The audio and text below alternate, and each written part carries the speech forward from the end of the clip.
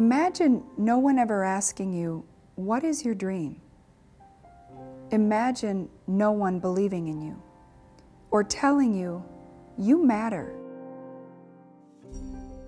When I founded Project Success over 20 years ago, I knew we had the potential to impact the lives of young people. Since then, we've served over 100,000 students and their families. Today, with our dedicated staff and facilitators, we serve 12,000 students and their families each year. Over the years, I've received countless letters of gratitude for changed lives and brighter futures, even from students I had in my workshops.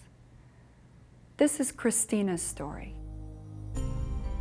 Growing up in North Minneapolis and around in these schools where, you know, you see a lot of poverty, a lot of negativity, and you don't see a lot of your peers going to college. And it's kind of that cycle of poverty that continues to happen.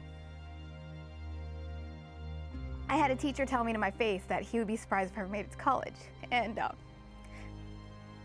I didn't want to continue to live in the situation that we were living in. And I knew that I wanted to get out of that, and I just didn't know how. Middle school is just an awkward time, but when you're able to come in and really tell someone for the first time in their life that they can do something that they've been previously told not to do is amazing. I started Project Success in 7th grade, and I oddly kind of remember the first time Adrian came into our class. I was like, why is this person in my English class? And then I remember around 9th grade was when I was like, Adrian's coming. You know, everyone got really excited when we knew Project Success was coming because of the awesome workshops that they did. And I would say in 9th grade was when I felt like I was really able to build that trust, because I went from junior high and I was in high school. And so I think in 9th grade I was really able to kind of see that this person's in it for a long run. I went to North High, and I was hanging around kind of the rough crowd, and I wasn't making really the best choices academically, and I was actually failing one of my math classes. And I remember sitting down with my Project Success facilitator, and you know, when I got my F, I kind of knew that it was bad, but I didn't know why it was bad, the impact it would have. But she was like, you know, if you get better grades, you can do X, Y, and Z. You can be more successful. Use your education for your advantage. But on my final, my second semester, I got a C, and I was so happy that I didn't fail that I actually remember I didn't call my parents, didn't run home. I actually ran down the hallway and found my Project Success facilitator, had my grade in my hand, and I said, look what I got a C, I got a C. And she grabbed me, we jumped together in the hallway, and it was just, that was like the turning point for me. It was like, I can do it, I'm not a failure. After that, I can proudly say that I got better grades in math. Project Success works. We see statistically significant gains, positive gains in graduation rates, attendance, and most importantly, grade point average, which oftentimes is a proxy for student motivation. The reason why Project Success is so powerful is the people that work with Project Success. Everyone here has such faith in the work that they do. They're such positive people and just working with students in ways that work for them. Programs, come get your programs. What was so great about Project Success was seeing Cirque du Soleil, and that was super neat because we were able to get backstage, meet all the performers, and I was able to bring my grandma to the show, and she loved it. It was like one of those very rich things to do, and I had never had that kind of opportunity myself at that point in my life. And then Christina said, oh, they gave me these tickets, would you like to come? I go, are you kidding? I was so excited, and it was just what a wonderful opportunity for both of us, and uplifting at the same time. Your world just gets bigger, I think, each time, and you feel like you're not so much on the outside looking in, you know, that you can be part of that world. And sometimes even as you go through it might be baby steps, but just even knowing how to interact or behave or where do you stand in line, because you've never been involved in that kind of thing. It does give you more experience, and then you venture out more and more.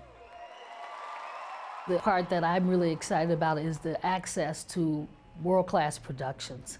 I'm at the theater, and these students are having the same opportunity that I'm having, and other people are having to go and see quality productions, and to me that's amazing.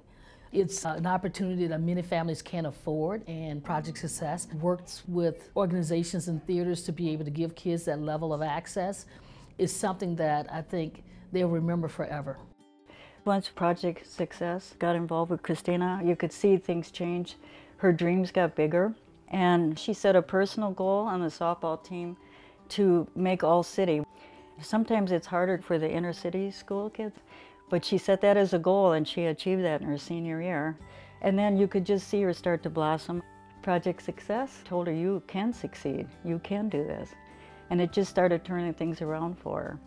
The honor roll, she was on that, Honor Society, and she actually applied and won this Wallin Scholarship. The college tours were probably one of my most favorite things that we did.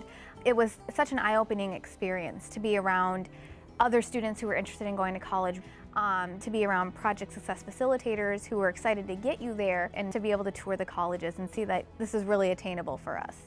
One of the major things that Project Success does is open doors and allow students to see things that normally they wouldn't see. It increases their horizons and allows them to be a bit more motivated because they see that there are things out there that maybe they haven't seen. I believe it was my junior year, maybe my sophomore year. We were in English class and Adrienne came in with these books just of directories of colleges throughout the whole country and put them down in front of us, and she had phones with her and said, who do you guys want to call? What do you guys want to know? And no one had ever done that for us before. So I did 4 years at the U of M with my degree in political science, and I had a minor in Korean and communication studies. And that was an amazing experience. I got really involved on campus. And then I graduated, and then I went on to grad school with a master's degree in advocacy and political leadership with a focus on nonprofit organizations. Really looking for someone that we knew could kind of take it to the next level, and for someone that had the energy to get it to where we know it can go. We kept looking at Christina and her background and what she had to offer, and we just said, if not her, who else would we be looking for? United Way, this is Christina. I'm currently the executive director of the Capital Area United Way. So many of those soft skills, communication, being able to analyze and think critically, really are key to having a successful workforce in the future. Project Success should be something that we scale statewide. It's that powerful. Soft skills are way undervalued and underrated in society. As someone who grows businesses, I've seen the power and the difference that soft skills make. We can teach a skill, we can teach knowledge about a product, about a service, but the true game changers and the difference makers are those who can think much more broadly, and the soft skills that come along with that sit dead center in the curriculum that Project Success focuses on. In business, we're always measuring, and one thing I'm really proud about with Project Success is 90% of the alumni and students credit Project Success with their success. I think right now I'm where I want to be in my life, and I wouldn't have that success without Project Success. I wrote Adrienne an email and she responded. Your letter brought me back to why that was, and that was to really inspire kids to dream about their future and do it early enough. Absolutely. And if you do it early enough in 6th and 7th grade and really know the world is in front of you, you have time to make that a reality. And you're living proof of that. Like we had talked about with dreams and goals, you reach one and you got to keep going. You can't just hit a stalemate. And I've explained this to a lot of folks. And I wanted to be a mom. I wanted to be a good mom. And I always cry when I talk about my daughter. But I want her to grow up to be a good person, and that's my dream now. I wouldn't have met my husband and wouldn't have had my daughter and wouldn't have my home or my job without, really Project Success. It's really a whole package. It was you guys taught me how to keep going and never stop. And so without Project Success, I don't know where I'd be.